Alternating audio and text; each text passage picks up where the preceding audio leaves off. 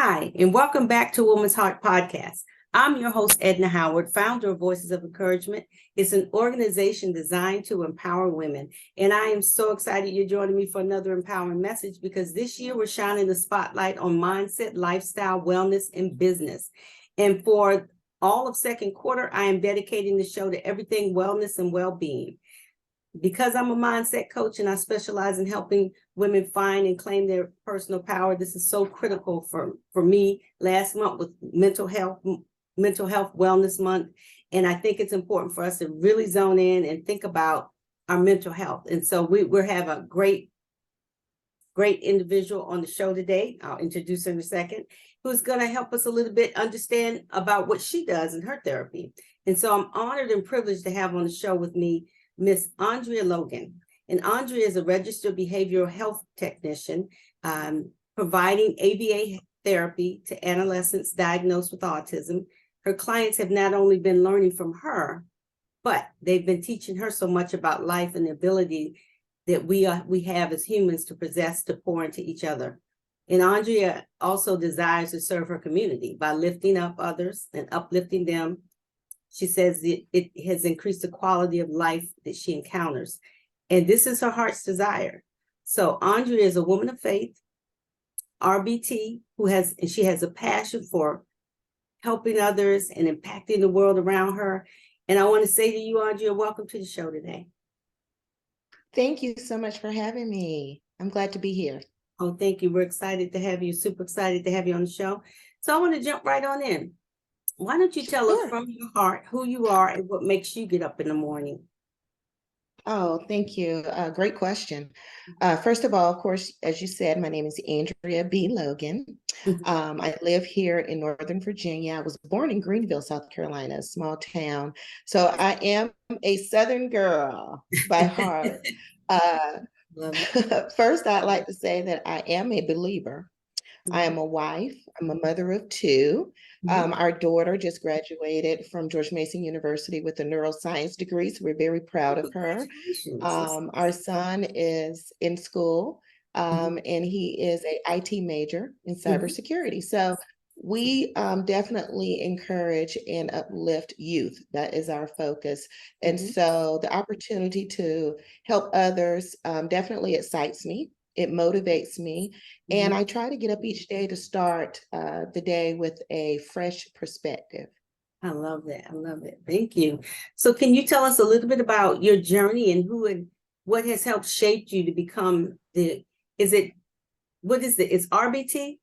Is that the right It's acronym? RBT. RBT. It's a registered behavioral technician, RBT. Yes. And so I'll say this, after working in corporate America for over 20 years, I don't know if you've ever felt burnout, but I sort of found myself feeling empty.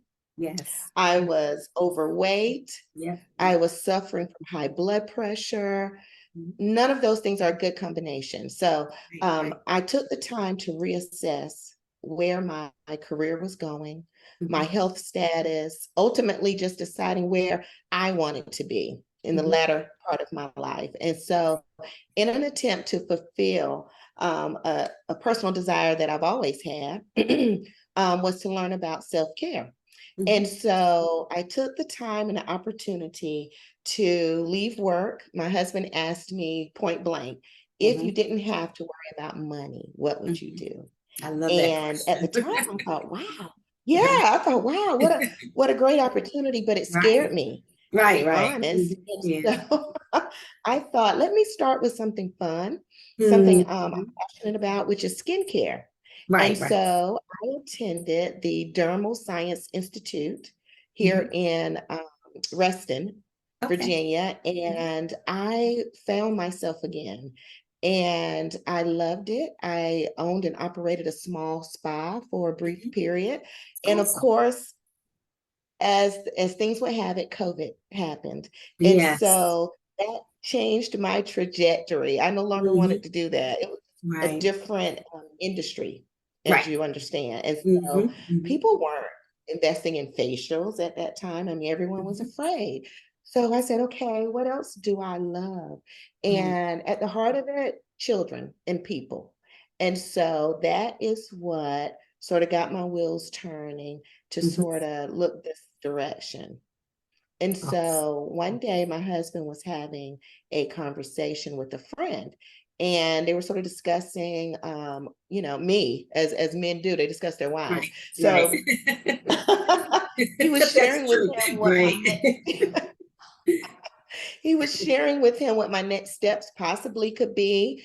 And his friend looked at him and said, um, it sounds like she's referring to ABA. I didn't know what to call it at the time. Right.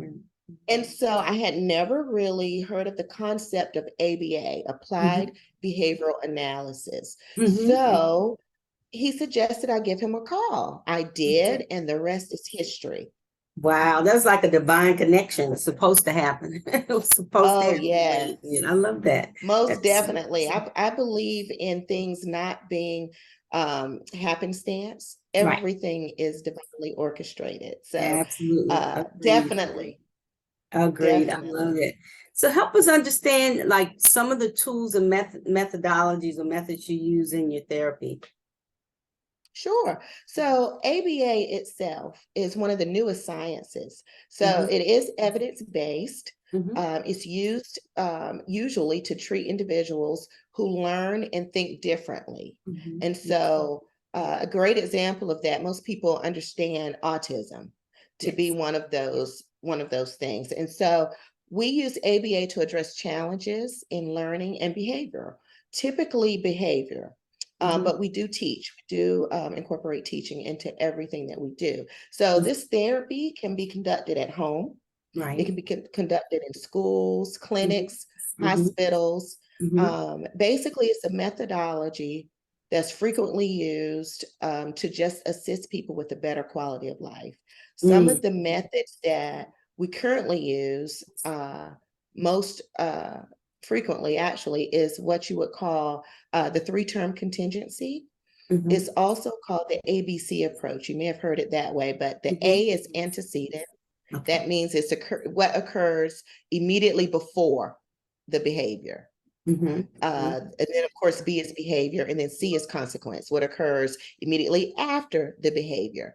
And so we use a lot of data, a lot of observations in order to first assess the client. And then, of course, we use stakeholder information, such as the parents. What is it that you desire for your child? If your child is 11 and he's not toileting yet, I mean, that's major, that's significant. And that could change the individual's life. Yeah. Him understanding the sound of a cat is not socially significant at 11 when he's not toileting. And so we attempt to affect change in an individual, whether it's increasing behaviors that are positive or decreasing behaviors that are maladaptive. Another frequently used tool is PECS, the PECS system. You may have seen kids with maybe an iPad and they actually speak from the device. So we use PECS. If they are nonverbal, they can't tell you what they need or what they want, if they're even hurt. Yeah, and that's a scary thing for a parent. And so we teach them to utilize other methods of verbal communication, even though it's not verbal, directly from their lips. Yeah. So it's been a blessing to me to watch these children who come there with issues sort of persevere. And they show us that, wow, how blessed we are. And so it's a blessing to assist them on their journey and watch them grow and develop and sometimes graduate on to normal classrooms. I mean, that's amazing. Yeah, that's wonderful work that you're doing. It's very impactful, not only to the child, but then to the world. I mean, you think about what you're doing, you're impacting the world around you and helping those in the process. I love it. So what keeps you motivated and focused to continue to elevate the work that you do in this world? Because it's a lot of work to be done, I'm sure. It is. And let me tell you, there are some excellent RBTs in the industry. And I enjoy what I do daily, but I want more. I desire more. And so I am a forever learner. And so currently I am enrolled in my second master's so that I can be clinically. Yeah. Thank you. Yes, I can be clinically licensed so that I can operate at a higher level. And actually, instead of being an RBT, there's nothing wrong with being an RBT. Right. But when you can have a license within your state to actually impact children and families in a more impactful way, I'll say, by performing the assessments, by creating the interventions, not just carrying them out. So RBT carries out the intervention plan that a BCBA, a Board-Certified Behavioral Analyst, develops. And so God put it in my heart to go a step further. So by the end of the year, my prayer is to be board certified. And so I'm working toward that. You asked me what helps me continue to elevate. Yes. I believe it's a calling. I believe when you're operating in the right space, the desire to be better and learn more is always there. I love it. That's so awesome. Thank you for sharing that. That's so good. So how do you keep a positive mindset though? I mean, how do you push through adversity? Because I'm sure even in the process, you know, as you're it's a calling, but still a process. How do you stay positive? How do you keep a positive mindset? What are some of the things you do? Actually, very simple things. When you awake in the morning, your mind is rushing. You have this to do, that to do. So many things that you feel like you put on the back burner. You personally being probably the biggest thing on the back burner. And so I understand that if I am to pour into others, then I have to be whole.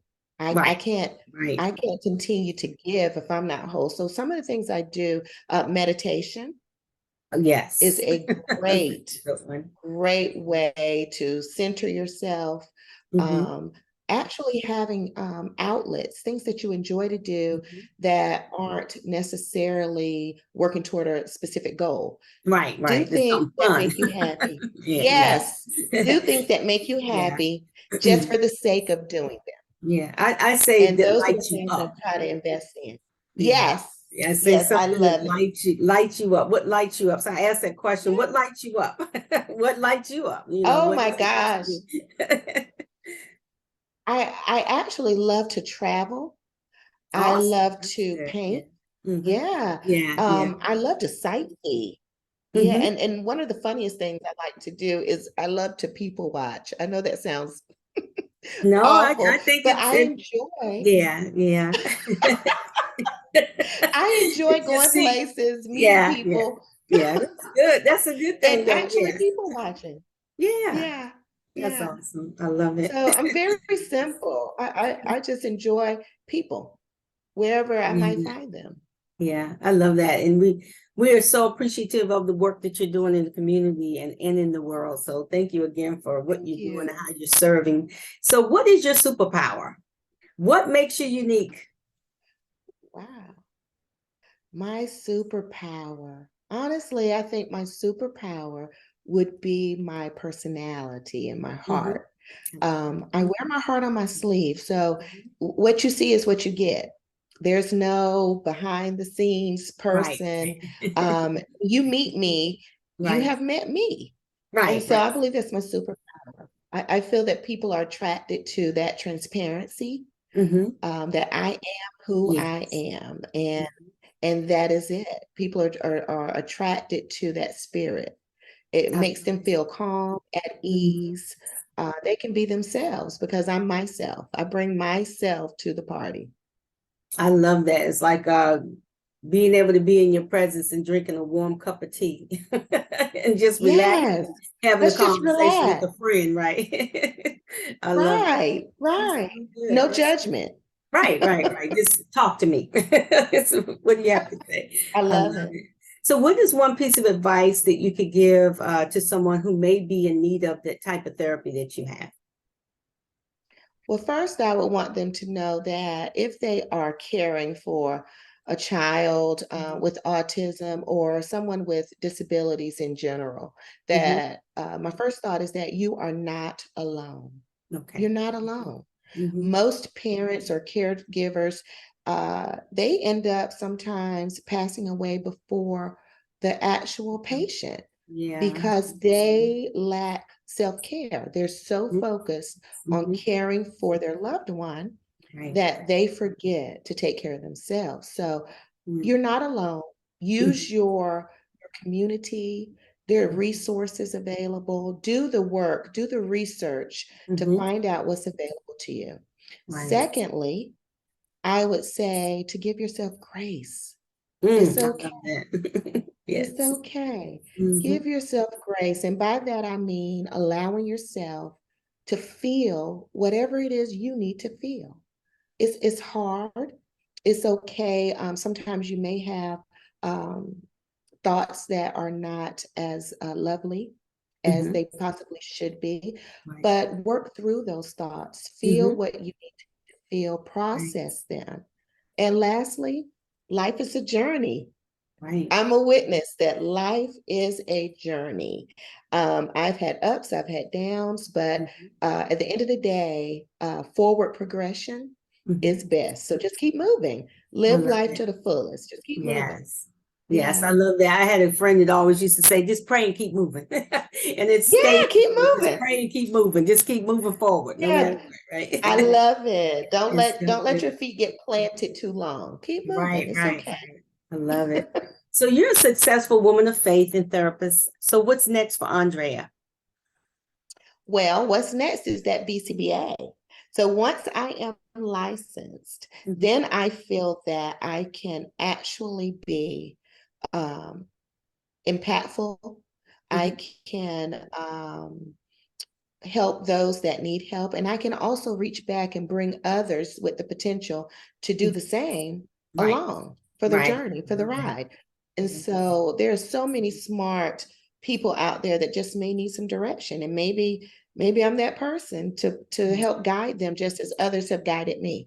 And so giving back is my ultimate joy and hope is that I can look back and see where I've been effective. I don't want it to be for naught. Right. And I love that. So you can look and see the fruits of your kind of your growth and of your labor. Put in there of your labor. Thank you. Of your labor. Couldn't go to mine. But just being able to see that and being able to look back on that, and it makes a difference. And I'm sure that you've had an opportunity along the way to be able to stop and do that and glance back and say, wow, all the people that I've helped along the way, because God is using you as a vessel to do that. Thank you. Thank you. Absolutely. So how can we get in touch with you? Is there a website? Is there email? Is there a phone number that you can share with the audience so they can get in touch with you and connect with you? Well, currently, because of how licensure is in the state of Virginia, we have to not operate outside of a clinic. And so therefore, we have to be careful in providing private information until we are licensed. And so once I am licensed, I would love to come back and share what I'm doing and how to get in contact with me and how to even apply for services. Absolutely. And so by the end of the year, I would love to be able to share that information with you. Well, we just have to have you back on the show. That's all. I love it. Yeah, I love it. I'm here. Because we're playing for it. It's like, okay, well, I love it. Yes. And then there's the ... and then we'll have you back on the show. I love it. I love that, Edna. Awesome. Yes.